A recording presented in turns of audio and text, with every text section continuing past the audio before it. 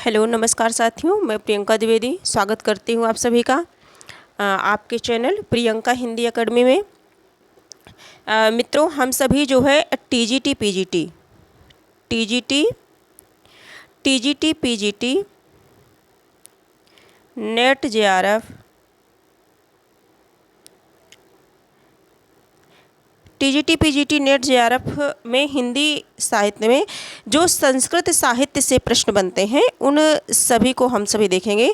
संस्कृत साहित्य के अंतर्गत कुछ जो है साहित्यकार जैसे संस्कृत साहित्य में कुछ कवि लगे हुए हैं, जैसे हो गए कालिदास हो गए, है ना, भारवी हो गए, और जो है अश्वघोष हो गए, मनु हो गए, भास हो गए, कात्यायन, पतंजलि, भरत मुनि, है ना, ये सब हो गए, चरक हो गए, आचार्य पिंगल हो गए।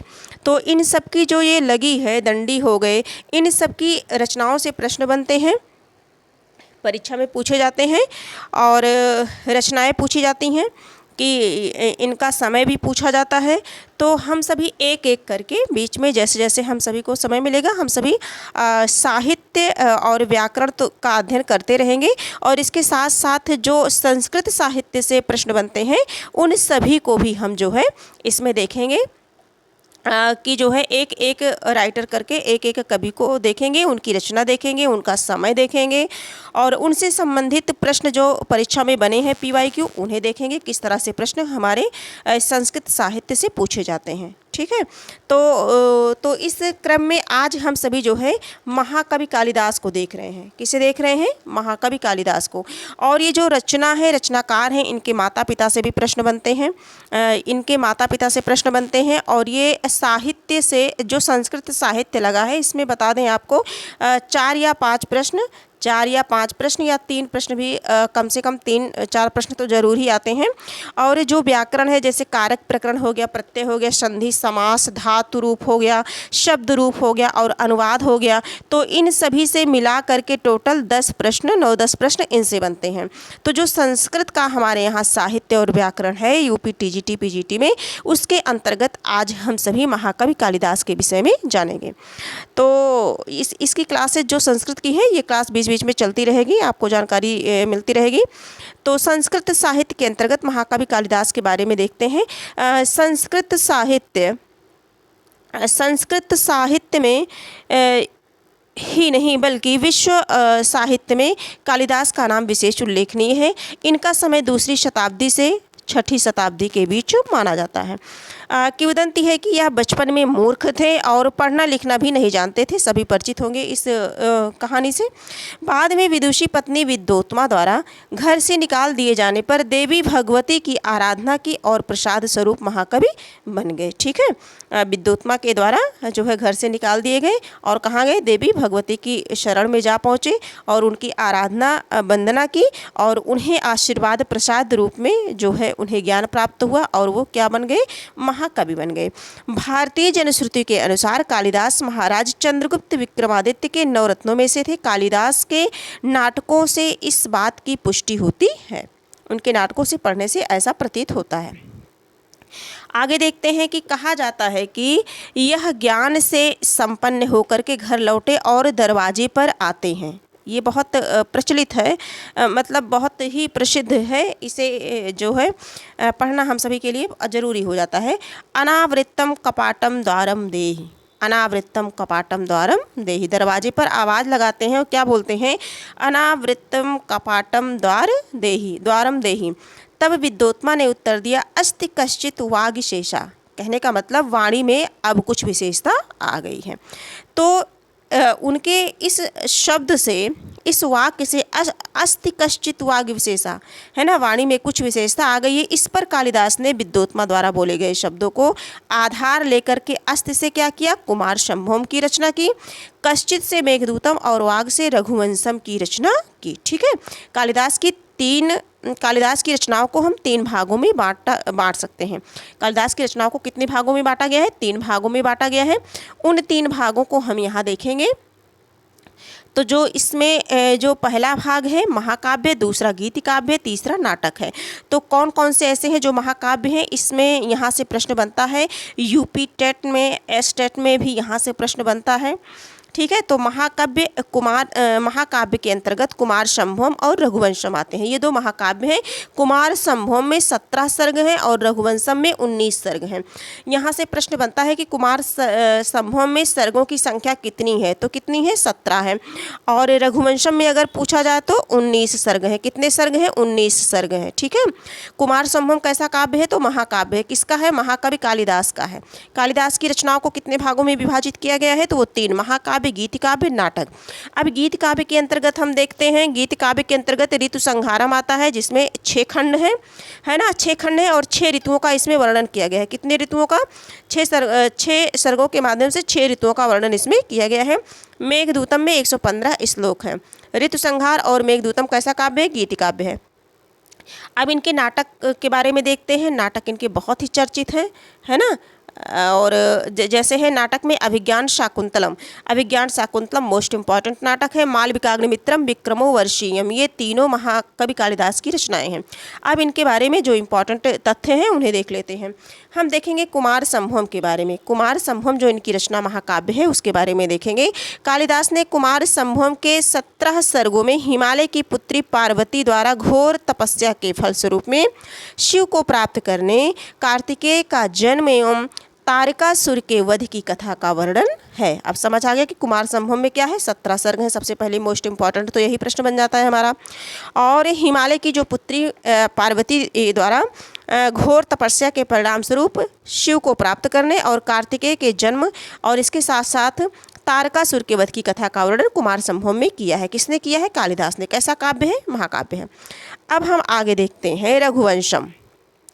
रघुवंशम में 19 सर्ग है। कितने सर्ग हैं, 19 सर्ग हैं। इसमें मनु से लेकर के 31 सूर्यवंशी राजाओं के जीवन का वर्णन किया गया है। प्रथम 9 सर्ग में रामचंद्र जी के 4 पूर्वजों दशरथ, अज, रघु और दिलीप का वर्णन है।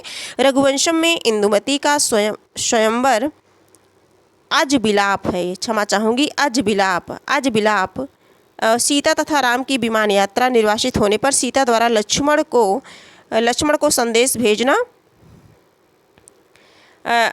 सुनी अयोध्या का उसकी अधिष्ठात्री देवी द्वारा कुश के सपने में दर्शन देना और इत्यादि घटनाओं का रोचक एवं आकर्षक चित्रण इसमें किया गया है। आगे देखेंगे मेघदूतम देखेंगे। मेघदूतम यह एक कल्पना प्रधान गीत काव्य है। कैसा है, कल्पना प्रधान गीत काव्य। इस ग्रंथ का विषय अलकापुरी निवासी कुबेर द्वारा श्रापित एवं निष्कासित यक्ष की गाथा का वर्णन है। किसका है, यक्ष की गाथा का, जो रामगिरी पर्वत पर निवास करता है। वर्षा ऋतु में उसे अपनी प्रेमिका की याद सताने लगती है। वह अपना संदेश मेघ को दूत बना करके, किसे, मेघ यानी कि बादल, है ना, बादल, मेघ को दूत बना करके भेजने का निश्चय करता है। और आषाढ़ के प्रथम दिन आकाश में उमड़ते मेघों ने कालिदास की कल्पना से मिलकर के एक अनोखी रचना प्रस्तुत कर डाली। मेघदूतम काव्य 2 खंडों में विभक्त है। कितने खंड में, 2 खंडों में विभक्त है। एक पूर्व मेघ, दूसरा है उत्तर मेघ। एक पूर्व मेघ, दूसरा उत्तर मेघ है। हम लोग क्या पढ़ रहे हैं, मेघदूतम पढ़ रहे हैं। अब आगे हम सभी देखेंगे ऋतु संहारम। इसमें जो है 6 सर्ग हैं। कालिदास की ये प्रथम रचना मानी जाती है। 6 सर्ग हैं और 6 ऋतुओं का इसमें वर्णन किया गया है। क्रमशः ऋतु भी पूछ लिया जाता है ना। 6 ऋतुओं का वर्णन किसमें है, इस तरह से प्रश्न बनता है। ग्रीष्म ऋतु, वर्षा, शरद, हेमंत, शिशिर और वसंत। इस रचना में कवि ने अपनी प्रिया को संबोधित करे 6 ऋतुओं का, ये गलत टाइपिंग है, इसके लिए मैं क्षमा प्रार्थी हूँ। संबोधित करके 6 ऋतुओं का वर्णन किया है। अब हम इनसे संबंधित कुछ प्रश्न इनसे किस तरह से बनते हैं और ये PYQ भी हैं इसमें जो प्रश्न पूछे जाते हैं परीक्षा में। टोटल इसमें जो है प्रश्नों की संख्या 10 है। इन्हें भी देखेंगे हम सभी।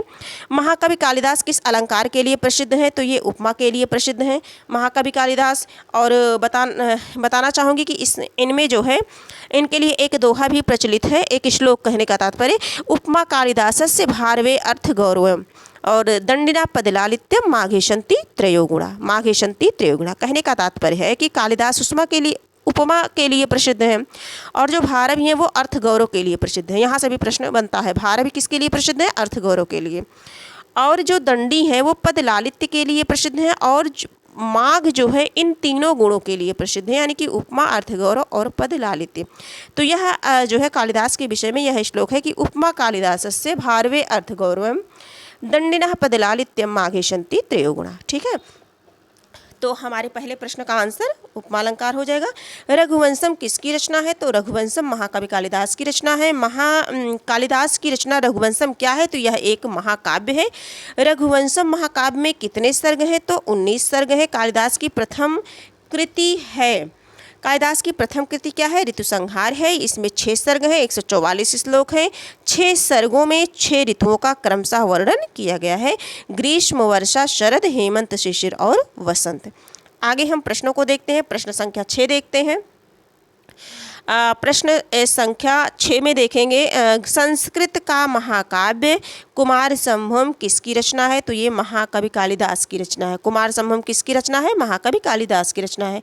कालिदास की रचना दूत काव्य माना जाता है। कालिदास की किस रचना को दूत काव्य माना जाता है? तो मेघदूतम, दूत काव्य मेघदूतम। प्रश्न संख्या 8 देखेंगे, निम्नलिखित में से कौन सी रचना लघुत्रयी में नहीं आती है? लघुत्रयी में नहीं आती है तो ऋतुसंहार नहीं आती है, कालिदास द्वारा रचित रघुवंशम, कुमार संभवम और मेघदूतम लघुत्रयी के अंतर्गत आते हैं और ऋतुसंहार नहीं आती है ना। और आगे देखेंगे हम सभी, कालिदास द्वारा रचित कुमार संभवम तथा प्रश्न संख्या 9 देखेंगे, अभिज्ञान शाकुंतलम हलंत रहेगा, शाकुंतलम का पूरा रहेगा, इसे माँ में हलंत रहेगा। शाकुंतलम नाटक के लेखक का नाम बताइए? तो महाकवि कालिदास है। अभिज्ञान शाकुंतलम इनका बहुत ही चर्चित नाटक है, बहुत इससे इन्हें प्रसिद्धि मिली है। तो महाकवि कालिदास का है ये। बृहत्त्रयी में कौन कौन से महाकाव्य आते हैं? बृहत्त्रयी में कौन कौन से महाकाव्य आते हैं? तो महाकवि भारवी द्वारा प्रणीत किरातार्जुनीयम आता है, और महाकवि माघ है जो अभी जिनमें बताया गया कि इनमें तीनों गुण पाए जाते हैं, वही ये माघ हैं। इनमें शिशुपाल वध की रचना है इनकी। और श्रीहर्ष हैं ये नैषधीय चरित, ठीक है, नैषधीय चरितम श्रीहर्ष की रचना है।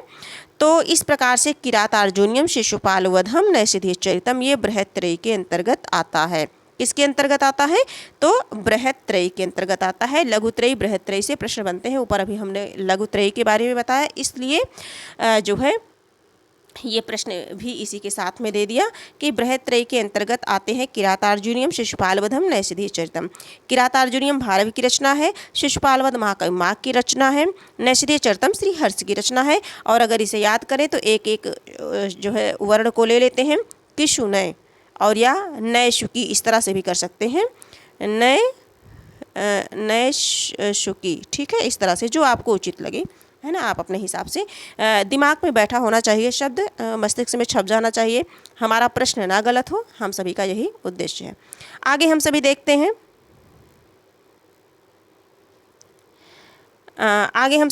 हैं, कि जो है ये क्लास जो है इन पे जो है कंप्लीट हो गई है ना। ये क्लास जो है हम सभी ने महाकवि कालिदास के विषय में जान लिया है, और ये क्लास ऐसे चलती रहेगी। फिर हम एक एक कवि को लेकर के और उनसे संबंधित रचनाओं को लेकर के, उनसे बनने वाले प्रश्नों को लेकर के हम सभी प्रतिदिन करते रहेंगे। और ये क्लास अगर आपको उपयोगी लगी हो तो आप इसे लाइक, सब्सक्राइब और शेयर कर दीजिए अपने कुछ मित्रों के साथ। तब हम फिर मिलेंगे, तब तक के लिए धन्यवाद।